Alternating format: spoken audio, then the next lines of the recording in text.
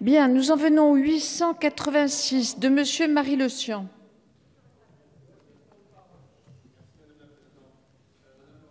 Monsieur le ministre, mes chers collègues, j'ai eu l'occasion de vivre la réalité administrative d'un détachement de fonctionnaires lorsque j'ai embauché une de mes collaboratrices.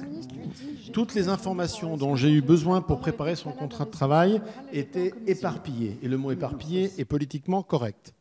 Je pense qu'un document unique de mobilité regroupant les informations nécessaires à la gestion administrative du fonctionnaire serait d'une grande utilité pour les employeurs. En effet, il faudrait retrouver sur une seule page des éléments comme la date d'entrée et de sortie dans le service d'origine, le droit à la formation suivie, les congés payés, le compte épargne-temps. Cela permettrait d'avoir une vision globale de la situation de l'agent pour son futur employeur.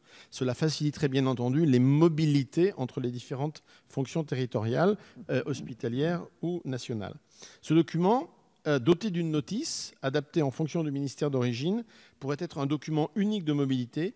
Il faciliterait la prise en main des démarches du fonctionnaire vis-à-vis des ressources humaines de son service d'accueil.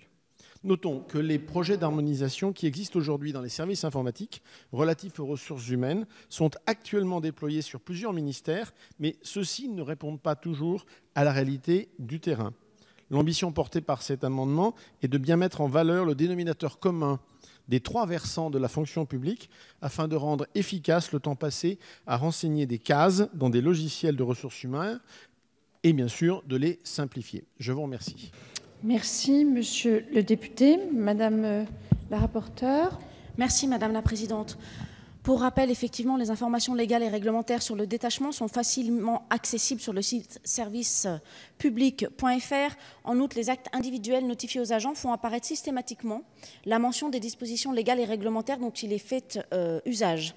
Les moyens numériques adossés au système d'information des ressources humaines permettent de plus en plus de développer des espaces sécurisés, vous l'avez dit, au sein desquels les agents peuvent consulter non seulement les données individuelles les concernant, mais aussi certaines informations sur la consommation de leurs droits à congé, leurs fiches de paye ou encore les comptes rendus d'entretien d'évaluation, évaluations qui notamment sont faites annuellement pour faire le point sur la situation de l'agent, qui est le lieu où il peut poser ses questions directement sur son cas personnel.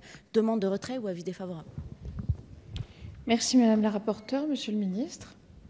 C'est une demande de retrait, madame la présidente, en ajoutant que le développement des applications que vous avez évoquées et des espaces numériques nous permettra d'avoir un document, sinon récapitulatif sous format papier, mais un lieu avec l'ensemble des renseignements utiles.